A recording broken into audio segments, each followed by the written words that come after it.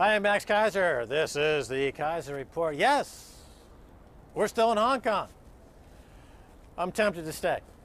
But anyway, be that as it may, I must turn it over to Stay Safe. That was a bad rhyme. It didn't rhyme at all.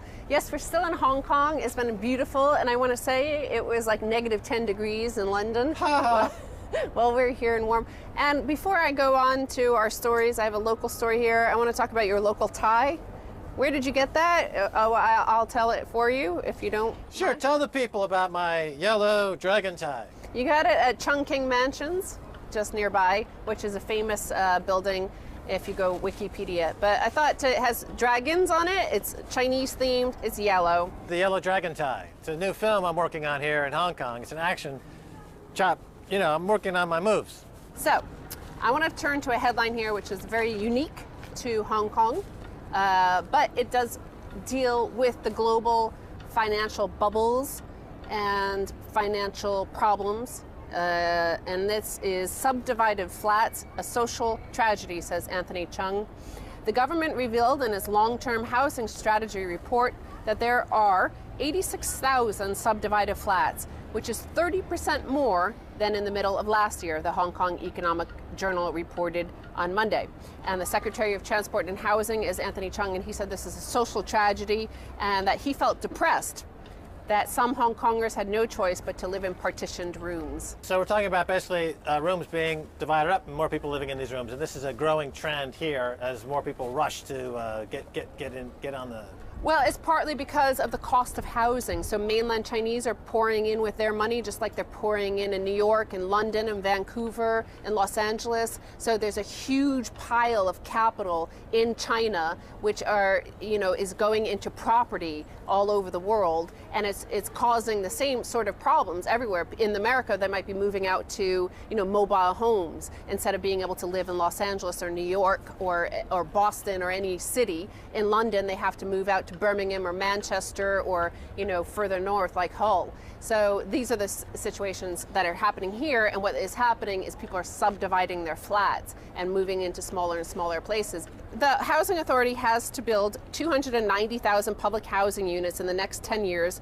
It will face increasingly high financial pressure, although there is no imminent need for capital injections, as it has Hong Kong $27 billion, which is US $3.5 billion in cash reserves. So despite the surge in the number of subdivided flats, Chung said the government has no intention of imposing regulations on such units or reintroducing rent controls. Well, as you point out, this is a stressful situation all over the world. The housing is a shortage because of this huge influx of cash is pricing up real estate for the top. Meanwhile, everyone else is struggling to find a place. Yes, so the central banks around the world keep printing money, Max, and where this money is going is into housing. And yet the housing, the central banks are saying that their policies are not causing any distress because there is no inflation. In fact, there's deflation because, of course, they're looking at the black books, the black hole of debt inside in the banks themselves, and they're saying, well, we see deflation there because there's nothing there. So that's the deflation they see. But in the cost of housing, and the Maslow's primary needs, the basic pyramid of needs, housing, food, water, love. Those are the four things you need, and this is what, if you're driving these costs up, perhaps you're going to see, just like we saw in the Arab Spring, what caused those revolutions was the price of food, the cost of food. Remember, we had a huge inflationary spiral then.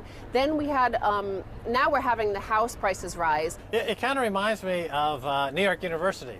New York University, the Tisch brothers, they took a lot of buildings over down in the village, West Village and the East Village, and they turned it into student housing, which is acceptable to have subdivision in those buildings where normally you'd have 2 or 3 people living on a flat. Now there is 5 or 6, and they just call it student housing. And they charge exorbitant rents to go to NYU, and then they come out and they have no job. But it sounds very similar. They should just call this NYU. They should call NYU and get NYU to open a branch of their university here, and they can rebrand it as student housing, and everything would look normal. Well, it seems like we're going further and further into everybody, all the most 99.9% of the world living in a shoebox, where the rest of the world, the immensity of our planet, is given to the 1% who get to live in luxury with no traffic and green space and fresh air and fresh food, organic food, where everybody else will be stuffed into a little shoebox where they're also, might even be where their savings was held, and they'll be living in that. Now, of course, on the positive side, one thing that Hong Kongers might be able to look forward to in terms of driving down the price of rent here is that we've seen already the result of this headline: deals planned to recover illegal assets from abroad. So China is negotiating with the United States, Australia, Canada to share intelligence on basically looted money from China, and they reckon there's about 18,000 corrupt officials that have fled China since in the last 10 years, with 128.5 billion US dollars. So that's just at a minimum, at least that 128 billion dollars. The US is working with them, the Treasury Department, the equivalent in Australia are working with them. Now, we've spoken to locals here at the Umbrella Revolution protest movement, and what they said was that you've already seen a consequence of this sort of crackdown on corruption in China, and that is that all the Rolex shops here, the high-end shops here that are catering to the mainlanders, well, those are all suffering. They've had huge declines in sales because the mainland Chinese are not allowed to wear Rolex anymore or Gucci belts, because the social media in China finds these photos of officials. They say, hey, they're not wearing a $5 tie like Max Keiser. They're wearing, that bought at Chungking Mansions. They're wearing a Gucci tie worth $1,000, and let's go for them. And they've had people arrested only while we've been here. Somebody was arrested, and a local official was arrested for wearing a Louis Vuitton belt. It's become a sport to find the official wearing the expensive watch. And then they're using social media. They go out there, they identify this official, and then the official gets like the scarlet letter. They get stigmatized, they get branded, and they run into trouble. They go to jail. I mean, this is... That's in mainland China, yes. Yeah, this is very fascinating, is the use of social media to go spot the Gucci. Yeah, if you see anybody wearing a Rolex, get on social media right away. This is what you need. You need a Casio $5 watch, and you need this tie, which is almost $5. No, I think it was like 20 cents or 50 cents. You know, I'm trying to keep with the times. I don't want to be on social media. I don't want a bunch of Hong Kongers, you know, coming after me. A theme over the last few months and years of Keiser report has been the decline of the U.S. empire and the rise of the Chinese empire. Now, a lot of Hong Kongers don't like the fact that they're being they're part of China now, and they feel this pressure of all this money and all this wealth and all this pollution, everything coming from north. Well, another bad sign for them, taking back that illegal money being laundered back, is the dim sum bond. The dim sum bond is the Chinese renminbi bond, and this is becoming a growing hit on the markets. So it's becoming more and more a reserve currency, and a sign that one day it could perhaps displace the dollar. RMB denominated assets gaining steam in Asian market.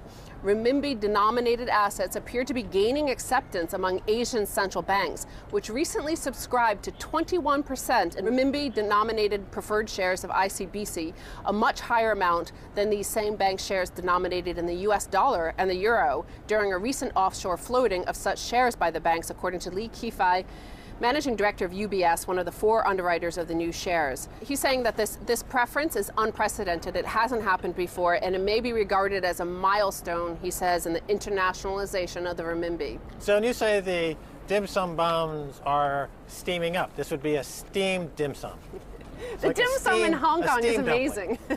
It'd be steam dim sum. Steam dim sum. So, okay, but walk me through this again. So these bonds are becoming crucial to the emergence of the RMB becoming world reserve currency. It's getting more traction on the global markets. And you're saying that this is posing perhaps even additional pressure in Hong Kong to some degree, because you have even more financial Well, you have more central control. The power. more your currency is a reserve currency, the more power you have. Look at the U.S. They can impose financial sanctions on nations around the world because all nations need the dollar urgently. So it gives them a lot of power beyond any, not even needing to send armies or any sort of military crackdown. All they have to do is pull the credit card, pull your access to their currency. And this is what we've seen when we covered the story of BNP Paribas being fined $10 billion by U.S. authorities because for a fraction of a second, a transaction that happened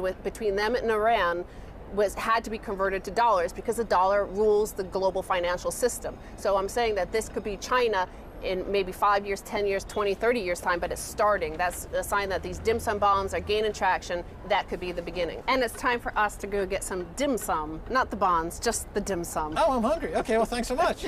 See ya. All right, well, stay tuned. Don't go away. Much more coming your way.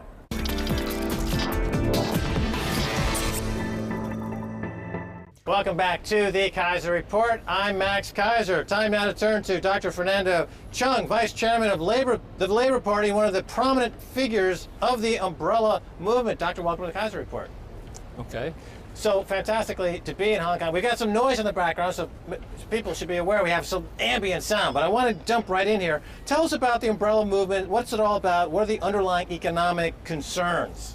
Well, Max, this is really not about economic primarily. The umbrella movement is about asking for true democracy. How do you define true democracy? The freedom to choose our own political leaders. Because one of the catchphrases is the folks want universal suffrage. Yes. So to go dig down a little bit into this idea of universal suffrage, because it means something slightly different in the U.S., I think. Well, what we're talking about is the freedom to nominate the candidates, and also they should be voted in office by one person, one vote system. What is being promised to Hong Kong people is that yes, the one person, one vote is and could be in place, but that the nomination would be controlled by Beijing, which is not acceptable to the people of Hong Kong. Right, so up until now we've had in China one system, two systems, one party or one country. One country. One country, two systems. Yes. And so now we're seeing at this stage in Hong Kong's development a little bit of a, I guess you might call it a tension or pushback, or some agenda is developing here in Hong Kong. Yes. What would make the movement lay down their umbrellas? Is it all about this nomination process and self-determination, more or less? Or? Well, self-determination and the freedom to choose our own political leaders are the core concerns of the movement. We are talking about at least having that sort of an election system in place, because that is promised to Hong Kong people in the Basic Law and also in the Sino-British Joint Declaration. And what we're asking for is that promise to be delivered. And in fact, the Chinese government, the NPC Standing Committee, in 2007 promised the people of Hong Kong that there could be a universal suffrage for the chief executive position in Hong Kong. Now, Dr. Fernando Chung, you say this is not about economics. A taxi driver told one of the protesters that things are better economically in communist China than they are in the democratic Europe. In other words, in democratic Europe and in the U.S., they're going through a gut-wrenching problems in many ways. So that's not necessarily a standard by which you can hold this up and say this is the future, this is better. How would you respond? The so-called economic advancement in China is really not safe. And how do you mean not safe? Well, it changes by way of how it's governed, and because it's an authoritarian regime, there's no security, no stability. And when you have new leaders go on, you don't know what's going to happen to your properties. But the idea of authoritarianism seems to be to increase stability and predictability. But are you maybe hinting or getting to this idea that I guess you could say it's the difference between a monoculture and a diversified culture. In a diversified culture, there is more stability in that there's multiple ways to grow. But in a monoculture, we see that it's fragile. Is that kind of what you're saying? It's not only that. I think it's about the authoritarian regime by itself, it lacks checks and balances. And we know power corrupts, and absolute power corrupts absolutely. And we want that checks and balances in Hong Kong. And we grew up in that way, although we do not really have 100% democracy, but at least we have the liberty in our speech, in our freedom, in our mobility, and traveling and so forth. And now it is becoming more restrictive. A lot of what happens to Hong Kong seems to be really serving the interests of Beijing or mainland China more than the people of Hong Kong. And that's why people in Hong Kong want to protect that. Our land is being used by the people up north. Our properties are buying off by mainlanders. Even daily products, consumer products, are being bought off by mainlanders. And that's why we feel that threat that Hong Kong is becoming more of a colony than we should be going on under a one country, two system. Okay, well, let's keep on this theme for a second, Yes. because the whole world is beginning to feel like a colony of Beijing.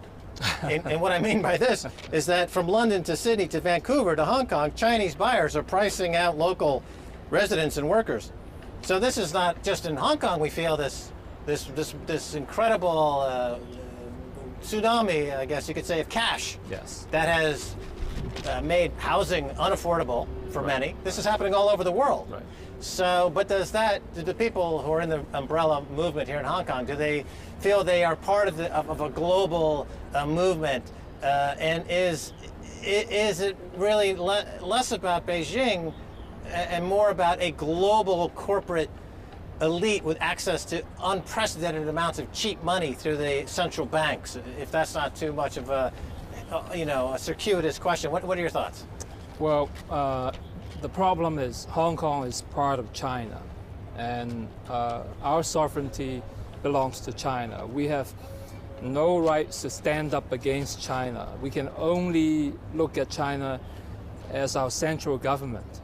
And as compared to other places like US and Canada, they are their own sovereign state, and they can protect themselves by way of erecting new laws and restrictions and regulations against that invasion of Chinese money, if you will.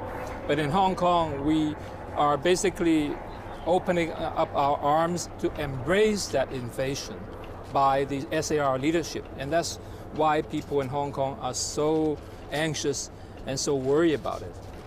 We're not talking about ejecting or rejecting everything from mainland. I think we're only looking at a reasonable development. We want Hong Kong to maintain at least an arm's length.